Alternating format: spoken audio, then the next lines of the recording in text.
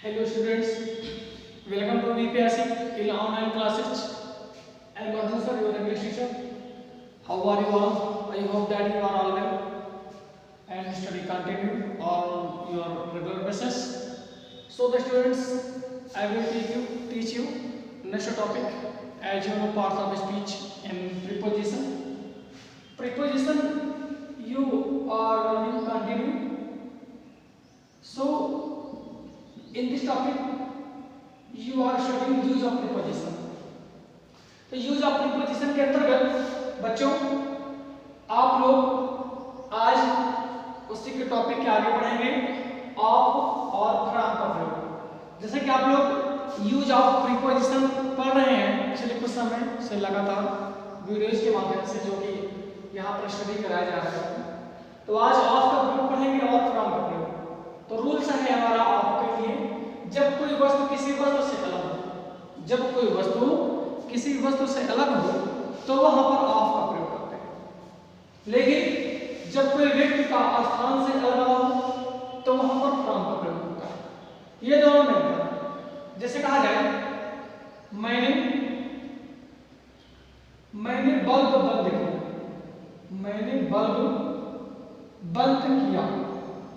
तो देखा होगा ध्यान से कि जब बल्ब बंद करोगे तो पावर कट होता है ना, जब पावर कट होगा यानी स्थान का जो वस्तु का कनेक्शन है वस्तु से वो कट जाएगा। तो इससे ये प्रकट होता है कि वस्तु का वस्तु से अलगाव होता है, सेपरेशन होता है। तो वहां पर हम लोग ऑफ का प्रयोग करेंगे। मैंने स्विच्ड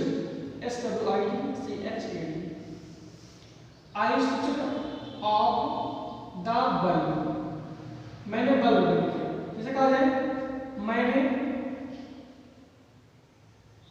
इस पेड़ को काटा, मैंने इस पेड़ को काटा। जब काटा होगा अलग हुआ होगा ना, तो अलग होगा तो वस्तु का वस्तु से अलगाव हो जाएगा। तो मैंने काटा, आई कटा दिस ट्री। तो ये रहे आपके एग्जांपल्स आपके प्रयोग के तहत। अब फ्रॉम का प्रयोग कहां करते हैं? जब वस्तु का वस्तु से न होकर यानी स्थान का अलगाव होगा व्यक्ति से, तो व्यक्ति का अलगाव होने पर स्थान से देखते हैं एग्जांपल्स में। जिसे कहा जाए मैं बस से कूदा, मैं बस से कूदा। जब बस से कूदा होगा तो स्थान का अलगाव हुआ है ना व्यक्ति का, तो देखते हैं मैं माने आई जंप्ड फ्रॉम द बस। स्थान से लगाव हुआ है व्यक्ति का, तो इसलिए वहां पर फ्रॉम लगेगा। जैसे अगला एग्जांपल की हम लोग बात करें, बच्चे स्कूल से आ रहे हैं, बच्चे स्कूल से आ रहे हैं, बच्चे स्कूल से आ रहे हैं। बच्चे आ रहे हैं, बच्चे माने the children, the children are coming, the children are coming. बच्चे आ रहे हैं स्कूल से, फ्रॉम द स्कूल। तो जो फ्रॉम लगाए गए हैं आपका स्थान से अलगाव होने पर लगाया गया, इसलिए फ्रॉम का प्रयोग होगा। तो यह रहे आपके फ्रॉम का प्रयोग यूजेस ऑफ प्रीपोजिशन में। अब हम लोग आगे टॉपिक की ओर चलेंगे इसमें, क्योंकि बहुत सारे प्रीपोजिशन हैं जो आप एक एक करके पढ़ रहे हैं रोज में एग्जांपल्स में ही। तो ध्यान देते रहिए आपका जो टॉपिक है यूज ऑफ प्रीपोजिशन वो कंटिन्यू रहेगी इस पे है। अब इसके बाद हम लोग आपके बात पढ़ेंगे बिसाइड। बिसाइड मतलब के बगल, के बगल में या पास में या नजदीक में।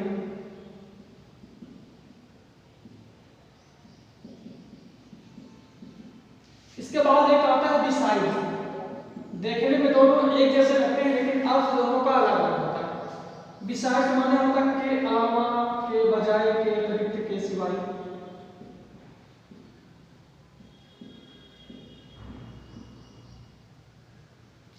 तो इसका प्रयोग रूल के माध्यम से हम ऐसे समझाएंगे, यानी जब कोई वस्तु या व्यक्ति किसी के आसपास हो तो वहां पर बिसाइड का प्रयोग होता है। यानी किसी कार्य के अलावा अतिरिक्त का बहुत होगा तो वहां पर डिसाइड लगाएंगे। सीधा एग्जांपल लगाते हैं, जैसे कहें आओ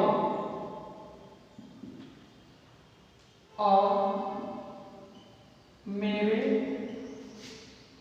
बगल में बैठ जाओ। आओ और मेरे बगल में बैठ जाओ। आओ और मेरे बगल में बैठ जाओ। आओ, आओ माने कम, एंड माने आओ, बैठ जाओ। Come and sit beside you.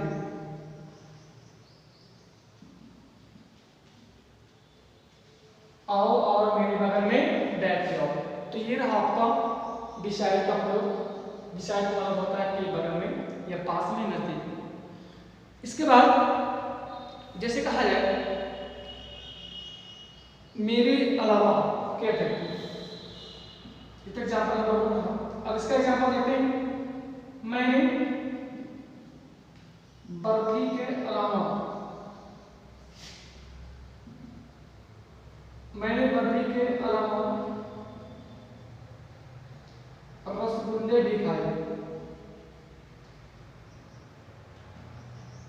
मैंने बर्फी के अलावा रसगुल्ले भी खाए। तो मैंने खाए, आई एट, क्या खाया, बर्फी। आई एट बर्फी। बिसाइड्स रोजबेरी, रोजबेरी आल्सो, यानी मैंने बर्फी के अलावा रसगुल्ले भी खाए। इसका मतलब क्या हुआ, दोनों चीजें हो गई, के अलावा, के अतिरिक्त। तो ये तो रहा आपका बिसाइड्स का प्रयोग। अब हम आपको इसका अगला रूल पढ़ाएंगे विद का। विद माने होता है साथ या के साथ साथ। विद मतलब होता है साथ या के साथ साथ। अब जैसे कहा जाए वह मेरे साथ काम कर गई, तो साथ की मीनिंग आएगा तो वहां पर विद तो लगाएंगे, वो तो कॉमनली तौर पे होगा। अब हम प्रीपोजिशन के तौर पे बात करेंगे, तो विद का प्रयोग पहला weapons. Rule number 1, rule number 1 की बात करें, वीपन्स मतलब समझते हैं अस्त्र शस्त्र हथियार। वीपन्स के नामों के पहले, वीपन्स के नामों के पहले विद का प्रयोग करते हैं।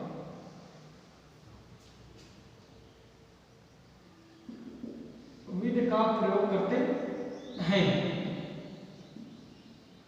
यानी वीपन्स और हथियार, गोली, चाकू, भाला, खुरपा, हथियार, रास, ये सब जो होते हैं हमारे हथियार होते हैं। तो जो आएगा वीपन्स के नाम के पहले, उसके हमें पहले विद का प्रयोग करना। जैसे कहा जाए मैंने इस सेब को, मैंने इस सेब को चाकू से काटा। मैंने इस सेब को चाकू से काटा।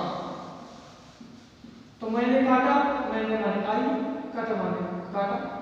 मैंने काटा इस सेब को, this Apple, I cut this Apple, चाकू से। ये चाकू ने नहीं काट दिया, चाकू वेपन से मारा, तो विद नाइफ, नाइफ माने चाकू। तो जो चाकू हमारा है हथियार, वेपन्स, उसके पहले में विद लगाना होगा। वेपन्स के नाम पहले विद लगाते हैं। जिसे कहा जाए राम ने रावण को, राम ने रावण को तीर से मारा।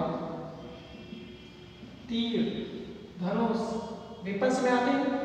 तो राम ने मारा, तो Ram killed Ravan, Ram killed Ravan with arrow. तो जो एरो है हमारा वेपन्स है, इसलिए यहां पर विद लगा दिया। अब हम आपको इसके अगले रूल की ओर ले चलेंगे। तो देखते हैं हम जो भी है समझते जाएं। अगला रूल है हमारा, जब कोई व्यक्ति या वस्तु, जब कोई व्यक्ति या वस्तु जब कोई व्यक्ति या वस्तु किसी वस्तु के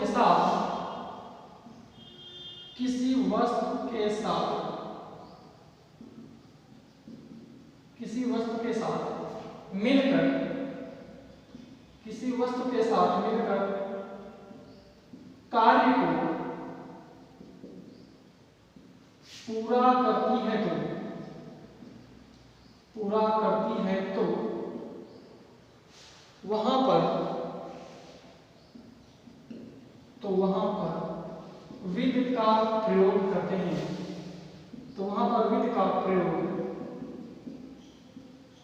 करते हैं। तो देखते हैं इसके एग्जांपल्स में। रूल है हमारा, जब कोई व्यक्ति या वस्तु किसी वस्तु के साथ मिलकर कार्य को पूरा करती है तो वहां पर विधि का प्रयोग करते हैं। जैसे कहा जाए, मैंने इस पत्र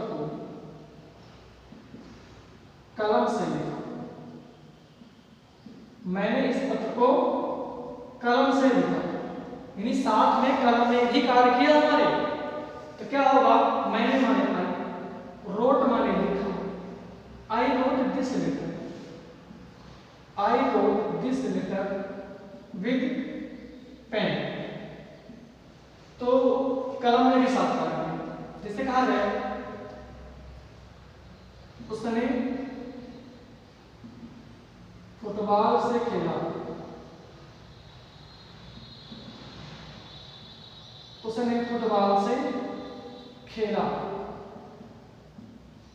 उसने माने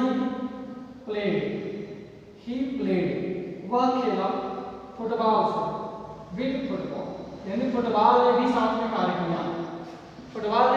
कार्य किया, दोनों ने भी साथ में कार्य किया। इसलिए क्या होगा, यहाँ पर विधि का प्रयोग किया जाएगा। जैसे कहा जाए, मैंने माचिस जला दी। एक और बोल सकते हैं, जैसे बोला जाए, उसने लालटेन को माचिस से जलाया।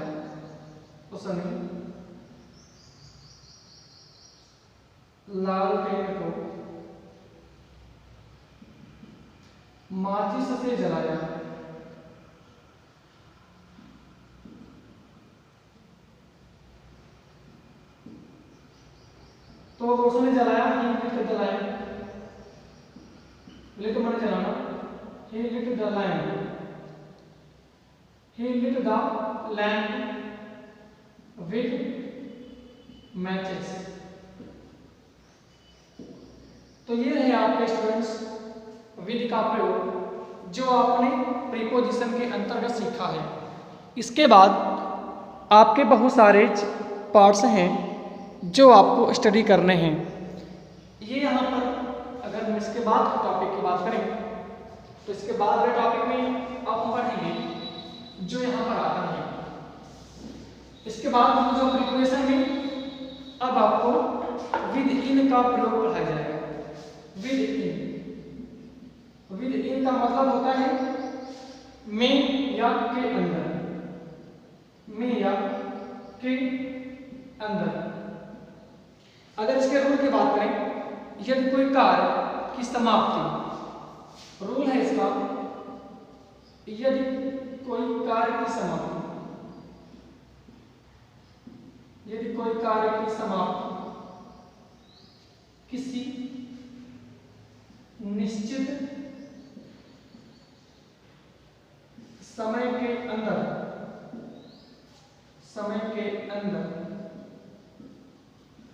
समाप्त होने की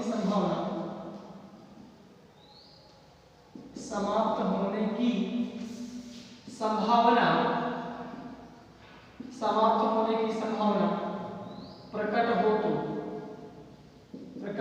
तो वह विद इन का प्रयोग होता है। जैसे रूल को पढ़ लें, यदि कोई कार्य की समाप्ति किसी निश्चित समय के अंदर होने की संभावना प्रकट होता है तो वहां विद इन का प्रयोग होता है। जैसे कहा जाए, मैं 1 सप्ताह में लौट आऊंगा।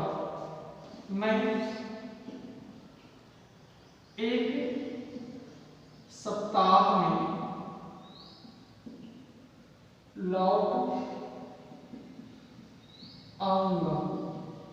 मैं 1 सप्ताह में लौट आऊंगा। मैं माने I shall come back, I shall come back within a week, यानी 1 सप्ताह में मतलब वो 1 सप्ताह के अंदर लौट आऊंगा। तो ये रहा आपका कार्य जैसा आपको समझाया गया है। So the students you are study continue on your regular basis. एक और एग्जांपल देते हैं यहाँ पर, जैसे मैं इस कार्य को 1 सप्ताह के अंदर पूरा कर लूँगा। तो मैं माने I shall do this work